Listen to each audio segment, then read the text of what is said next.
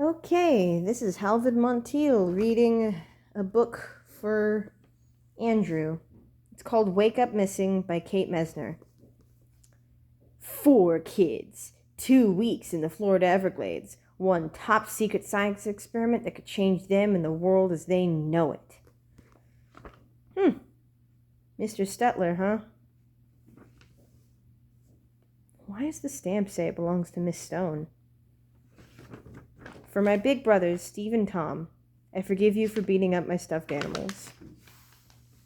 Chapter 1. If you hit your head hard enough, your brain gets shaken up inside your skull. You might see stars or pass out for a few minutes. After that, a bunch of things happen. It doesn't matter how you got hurt, whether you slipped on ice or had a car accident or fell from a tree. People will start flashing lights in your eyes, talking about concussions and traumatic brain injury. Even though your head hurts and you're exhausted, they won't want you to go to sleep. They'll shake you awake every couple hours, shining lights, asking questions. Your head will throb, you'll be dizzy, and you might throw up. But that's not the worst part. The most terrifying thing about hitting your head so hard is when you wake up missing pieces of yourself. Pieces of the person you were before it happened. Things you should remember. Who found you after you fell from the tree stand, why you were dizzy and hadn't eaten lunch, what kind of bird you were trying to see when you leaned forward too far, are gone. Things you could once do. Kick a soccer ball without losing your balance, play air guitar with your best friend, climb into a kayak or stand steady on the houseboat deck to pinch dead blossoms off the geraniums. All gone. Erased. Whole pieces of you were missing because your brain bumped against your skull.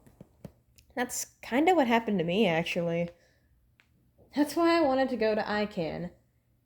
As soon as Mom showed me that Scientific American article about the International Center for Advanced Neurology, I could tell she thought it was the answer. The feature talked about ICANN's revolutionary treatment program combining traditional drugs with light and oxygen treatments, exercise, and gene therapy. Miracle Clinic in the Everglades, this headline called it. And a miracle was what I needed. I believed it, too. Thought if I went to ICANN, I'd wake up found. And all the missing parts of me, lost balance, scattered memories, would snap back into place like the jigsaw puzzle pieces Mom pulled out from under the wicker sofa. She blew the dust off and placed them into the holes in our carnival scene, one by one, until the last piece patched up an empty gap in the sky. And then it was whole. That was what I wanted. To be whole again.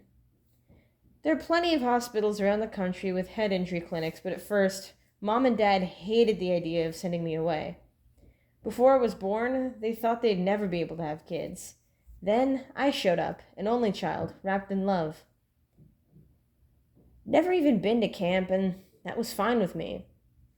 When we read about ICANN, though, everything changed. I watched Mom and Dad's frustrated faces fill with hope and possibilities.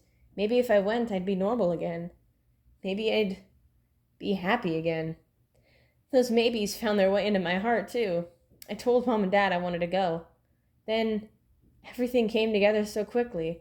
The referral from my pediatrician, phone calls, work schedules rearranged, plane tickets booked, plans whipped up as fast as instant brownie mix. I didn't have time to get nervous. Not until Mom and I stopped for lunch at Camila's Grill in Everglades City, right before I got admitted. The air was thick and wet, full of mosquitoes and deer flies, and all around my feet, little black crabs scuttled up through cracks in the deck, playing hide-and-seek in the shadows. The waitress almost stepped on one when she came out of the main dining room. Kelly, her name tag said, looked about Mom's age and wore a faded, rumpled apron tied over a t-shirt and cut-off jeans. "Your order's about done," she said, and propped open the swinging screen door with a big conch shell. A crab got trapped in the little triangle it made in the wall of the building. Kept running along the edges, looking for a way out. Thunder rumbled, and wind fluttered over our shade umbrella. "I hope this storm isn't too bad," Mom said. She slid the bucket of paper towels and ketchup to the side, reached across the table for my hand, and smiled a tight smile. "Remind me again. No more than 8 weeks, right?" "Look on the bright side," I said.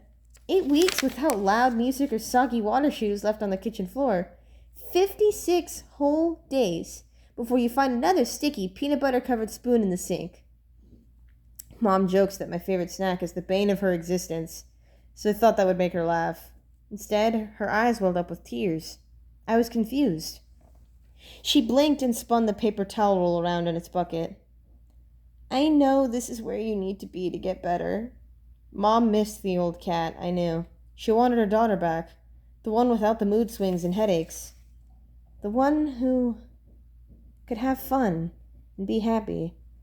I wanted that too. But it was still awful saying goodbye to Dad at the airport.